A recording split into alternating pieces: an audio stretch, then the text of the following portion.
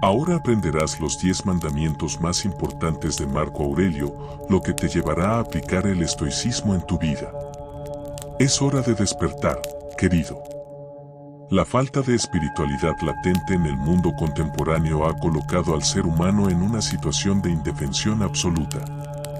Trabajamos por trabajar, opinamos por opinar, caminamos por caminar y lo más grave de todo, pensamos por pensar.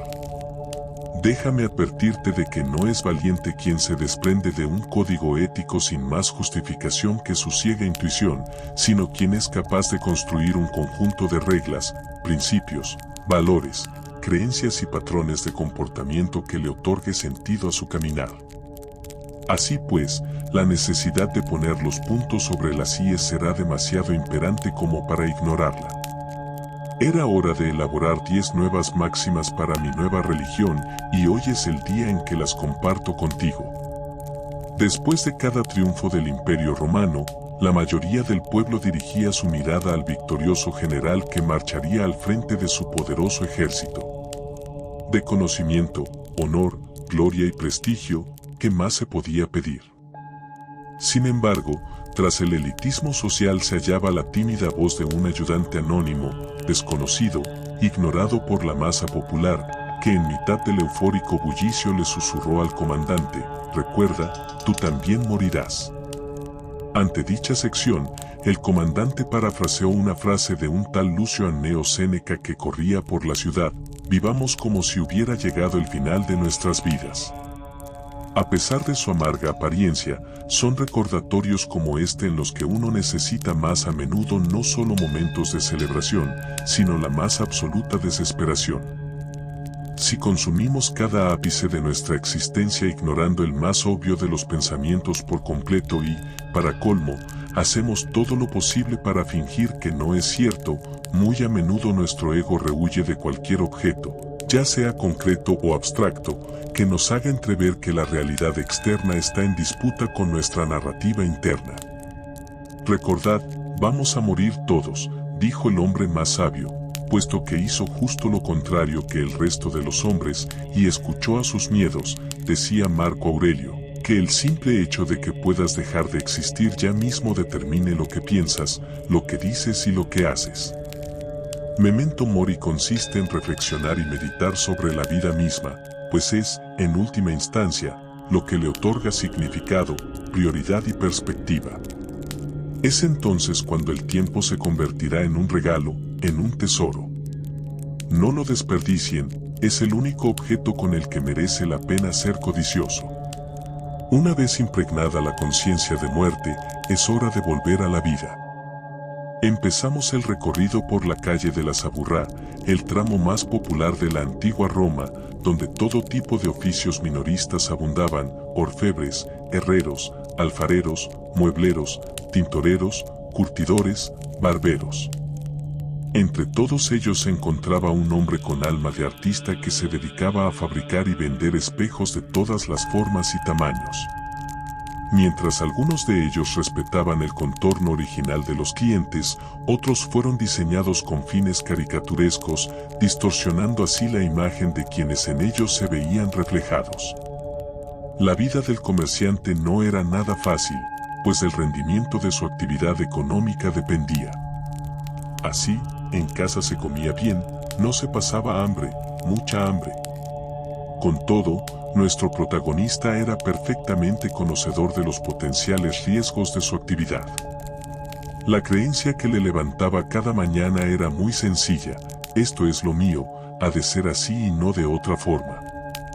Su responsabilidad para con el devenir de las cosas estaba fijada de antemano. El uso determinista era imposible de entender para sus conocidos. ¿Cómo puedes pensar que todo lo que te pasa pasa por una razón concreta?, le reprochaban. Para el artesano medio, su epopeya emprendedora finalizaría ahí. No obstante, cuando un estoico tiene claro cuál es su camino y sabe disfrutar del proceso, es tan solo cuestión de tiempo que se acabe enamorando perdidamente del orden de los acontecimientos que acaecen en su vida. Un día cualquiera, un niño entró en la tienda y le preguntó a su creador por qué le gusta tanto crear espejos. Su respuesta no podía ser otra: amor fati. Es el destino quien me ha dado la misión.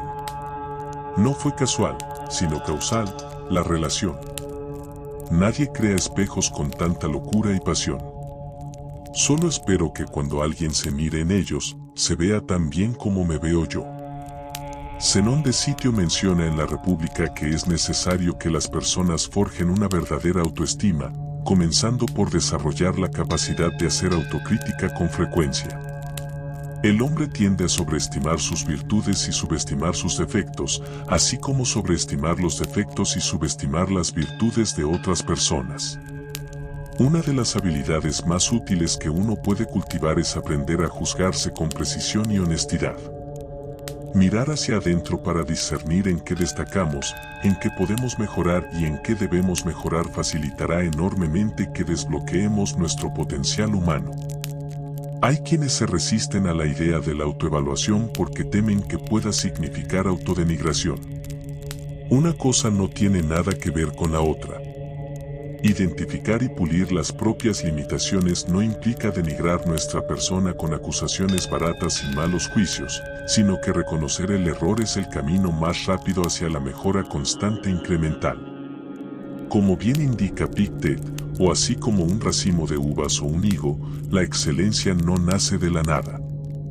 A los que desean un higo, les diré que tengan paciencia. Primero deben dejar que la higuera florezca, regarla y luego esperar a que den sus frutos y madurez. No es ningún secreto que Séneca gozaba de una gran riqueza como asesor del emperador Nerón. Lo cierto es que tenía carta blanca para adquirir todo tipo de lujos extravagantes y caprichos hedonistas. Pero el permiso no es equivalente a la voluntad, y el romano no era ninguna excepción. Lejos de despilfarrar sus recursos económicos en lo mundano, en lo superfluo, su gran diligencia le permitió adoptar una mentalidad de preparación contra el principal enemigo del hombre, la desgracia. Con gran adecuación cínica, le advirtió a Nerón: es en tiempos de seguridad cuando el espíritu debe prepararse para los futuros contratiempos. Uno debe aprovechar aquellos momentos en los que la diosa Fortuna le sonría, pues un día sonríe y otro castiga. Quienes no se hayan fortalecido mientras podían sufrirán las consecuencias de sus berrinches. Su consejo era reservar cierta cantidad de días cada mes para practicar la pobreza, pasar hambre, usar malos ropajes y trabajar de sol a sol. En definitiva, en Fortunae Vivente, el confort es la peor esclavitud a la que el hombre está expuesto, ya que se condiciona de forma inexorable al miedo de que algo, alguien, se lo arrebate. Y si hay algo seguro en esta vida, es que cada golpe de fortuna será contrarrestado por otro de desgracia. Nadie sabe cuándo ni cómo, pero sí que la desgracia terminará por manifestarse. Por ello, en aras de rechazar al cálido manto de la comodidad, uno debe adoptar la frugalidad como hábito, vivir solo con lo justo y necesario, prepararse para la dificultad y concienciarse de que los buenos y los malos momentos son tan pasajeros como la vida misma. En relación con el anterior mandamiento, Zenón de Sitio nos habla de la siguiente manera: con respecto a la sobriedad y la tranquilidad del ánimo, ha de ser alcanzada mediante la ecuanimidad ante el placer y ante el dolor. El hombre controla el mundo cuando logra controlarse a sí mismo. Es así como introduce el concepto de apatheia, ya que consiste en un estado mental en el que la persona está libre de alteraciones emocionales, consciente de las posibles tergiversaciones de esta máxima. Zenón advierte: apatía no equivale a pasividad, puesto que lo segundo consiste en la anulación absoluta de la emoción. Nótese que no estamos hablando de la indiferencia ante el placer y el dolor, o la métrico paseya, sino de ecuanimidad. En la psicología contemporánea, el concepto de apatheia se traduciría como inteligencia intrapersonal, mientras que apesi como apatía. Los detractores del estoicismo malinterpretan este principio, creyendo que la apatheia se caracteriza por la ausencia de emociones, tanto positivas como negativas. Nada más lejos de la realidad. Adoptar una actitud de indiferencia entre las pasiones coloca al sujeto en un estado de desapego de la realidad, lo cual conduce inexorablemente al caos. Mi definición de un sabio es aquel que transforma el miedo en prudencia, el error en iniciación, el dolor en metamorfosis, la ira en motivación, la incertidumbre en curiosidad y el deseo en empresa. No anulamos las emociones, las identificamos, entendemos y gestionamos. La volatilidad emocional debe ajustarse acorde a la volatilidad de los eventos extrínsecos.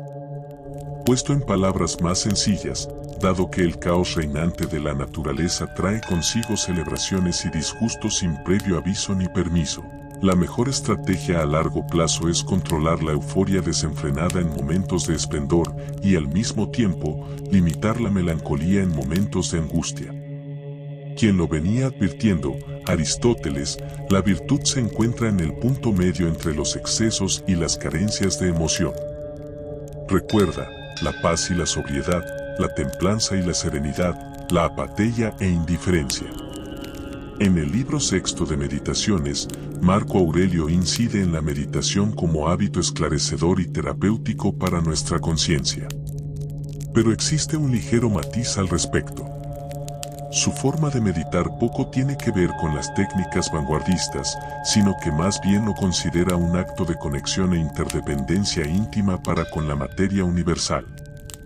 Esta es una concepción muy compartida por otros estoicos como Zenón de Sitio. Pensar que somos distintos del prójimo es tan solo una ilusión perceptiva de nuestra especie.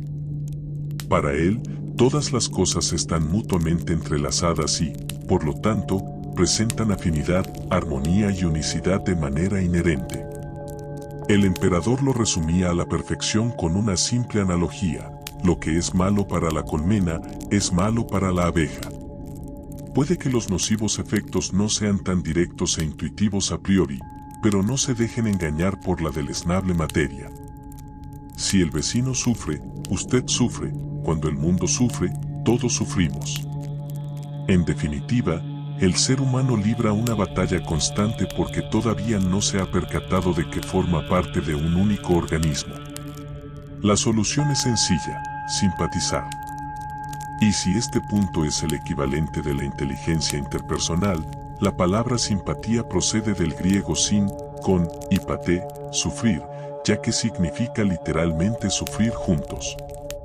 Uno es simpático cuando se sincroniza emocionalmente con otra persona, ya sea para compartir la alegría, el llanto o la libido. No solo estamos hablando de la capacidad para comprender qué emoción está experimentando otra persona, sino también de igualar dicho estado emocional al nuestro.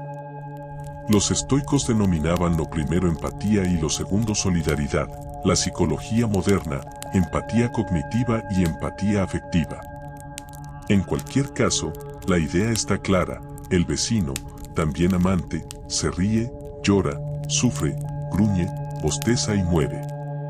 Toma las decisiones en base a sus cartas biológicas, sociales, culturales, medioambientales y estocásticas. Por ello, la concepción estoica de unidad absoluta no es más que una plegaria para velar tanto por el bien común como por el individual. El camino para lograrlo es aprender a escuchar, comprender y solidarizarnos con los demás. Al fin y al cabo, aunque no podamos entender su esencia, compartimos la misma sustancia. Platón afirmaba con entereza: siempre que se desee entablar una conversación con una persona, es menester adoptar una vista panorámica desde arriba. Marco Aurelio recogió los escritos de Platón y profundizó aún más en la vista panorámica a la que el griego se refería. Adoptar una vista de pájaro nos permite ver todo a la vez: ejércitos, comercios, banquetes, ceremonias, nacimientos y muertes, ruidosos tribunales y silenciosos arenales, diferentes personas y elementos entremezclados y organizados en una absurda combinación de opuestos. Es aquí cuando el romano alude al concepto de simpatía para dotar de sentido global al cosmos. Recuerda, todo está interconectado. La finalidad de este ejercicio es dar un paso atrás, disminuir el zoom y contemplar la vida desde un punto de vista infinitamente mayor al nuestro. Es entonces cuando uno es capaz de comprender lo tremendamente insignificante que es el ser humano, con sus problemas cotidianos, expectativas idílicas y amenidades pasajeras. Qué gran desfachatez concebirse como el centro de un universo que es capaz de erradicarnos con un simple soplo azaroso. En palabras de Pierre Hadot, tomar perspectiva cambia la valoración de las cosas por completo. El lujo, la lujuria, el poder, el honor, la fama, todo lo que conocemos se vuelve irrisorio. Admitir la propia insignificancia es el paso previo, una perla que esta filosofía esconde, la neutralidad moral. Nuevamente, no hay que sacar este principio de contexto, ya que no se refiere a las acciones, sino a los eventos. Dicho de otro modo, nuestros actos sí pueden ser buenos o malos, pero las circunstancias externas y los eventos azarosos no tienen carga moral alguna. Al principio, interiorizar este punto puede resultar un tanto complicado. ¿Cómo no va a ser malo el diagnóstico de una enfermedad crónica, la muerte de un ser querido o un desastre natural? No obstante, si lo piensas detenidamente, te darás cuenta de que la maldad per se no reside en el acontecer de la aleatoriedad. Epicuro fue el primero en formalizar el siguiente precepto: las cosas no son buenas o malas en sí, sino la manera en la que las interpretamos. Elige no ser dañado, y no sentirás daño. Supón que estás intentando ayudar a alguien que se rehúsa a cooperar contigo, no para de quejarse y cree que siempre tiene la razón. En lugar de verlo como un obstáculo desagradable que ha de ser eliminado, tienes ante ti una oportunidad de oro para pulir valores virtuosos como la paciencia, la tolerancia, la serenidad, la templanza y el respeto. Si eres capaz de extrapolar esta habilidad a todos los ámbitos de tu vida, has ganado la partida. No podemos cambiar lo que ha pasado, pero si nuestra perspectiva acerca de si lo que ha pasado nos conducirá a realizar buenas o malas acciones. La decisión de reinterpretar la realidad, que nada tiene que ver con alterarla, modificarla o maquillarla, corresponde únicamente a ti. Por este motivo, la manera en la que entendemos lo que nos sucede tiene mucha más importancia que lo que nos sucede en sí. Marco Aurelio dejó para el recuerdo una frase extraordinaria: el impedimento es la acción, el obstáculo no es una piedra en el camino, es el propio camino. En su discurso de la tranquilidad, Epicto enmarca, a modo de consejo, que los litigantes deberían tener en cuenta que, por mucho que hayan entrenado su capacidad de persuasión, no siempre serán capaces de convencer a jueces y senadores. La cuestión que aquí reside es hasta qué punto cambiar la opinión de otra persona es un factor que depende de nosotros. Un buen estoico se encargará de pulir su discurso, reordenar sus argumentos y animar a los oyentes a reconsiderarlos. En su soledad, jamás atribuirá el hecho de ganar o perder al resultado del litigio. Es precisamente las acciones que recaen bajo nuestra área de influencia en las que uno debe enfocarse, incluso si el destino final está en manos del juez. Nadie le puede quitar al litigante el control sobre sus pensamientos, deseos y acciones. Si la gestión interna es lo suficientemente buena, no hay circunstancia alguna que tenga el potencial de erradicar su arsenal de creencias, valores y comportamientos. El universo y los dioses podrán decidir si el árbol del esfuerzo otorga sus frutos, pero jamás podrán privarse de plantar la semilla. Los escritos de Cicerón exponen un ejemplo muy ilustrativo al respecto. Un arquero puede practicar incontables horas al día, elegir el arco más robusto y la mejor flecha, mantener dichos utensilios y concentrarse hasta el segundo en el que dispara. ¿Qué sucede desde el instante en el que la flecha sale del arco? Aquí es donde finaliza el control. Una ráfaga de viento podría desviar la trayectoria del disparo o el blanco podría moverse, especialmente si se trata de un soldado enemigo o un animal ágil. Por este motivo, los estoicos consideran ridículo vincular la autoestima y la valía personal del arquero al hecho de que haya acertado o no. Verdaderamente importante es lo que permanece bajo su área de control, es decir, lo que depende de él. Si algo no depende de ti, dedicar tu valioso tiempo en el lamento y el llanto carece de sentido práctico. Así pues, la dicotomía de control se puede sintetizar en esta joya de Epicteto: o si voy a morir, moriré cuando llegue el momento. Como me parece que aún no es la hora y tengo hambre, voy a comer. Los discursos de Cicerón recogen una serie de advertencias: vigilar de cerca a aquellos amigos y familiares cuyo comportamiento esté ligado al vicio moral. En ocasiones, uno ha de elegir entre renunciar a la mala gente para progresar o conservarlos para sentirse amado. Pero no hay peor negocio que la compra de un amor temporal que conduce inexorablemente al estancamiento permanente.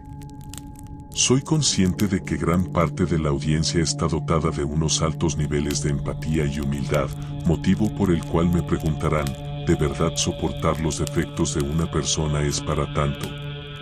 Como gran parte de las cuestiones éticas que nos plantea la vida, la respuesta es: depende.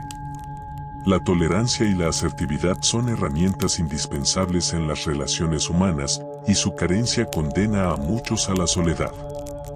Más por supuesto que una de aceptar las diferencias, y como bien se ha mencionado anteriormente, interpretarlas como un entrenamiento para llevar a paz ella y sin pase. La práctica, no obstante, como bien dijo Aristóteles, todo tiene sus límites, y te puedo asegurar que lidiar con individuos faltos de respeto, bondad y consideración no es ninguna excepción.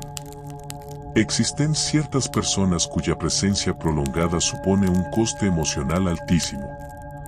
Si te rodeas de gente malhumorada, perezosa y melancólica las 24 horas del día, ¿cómo crees que acabarás tú?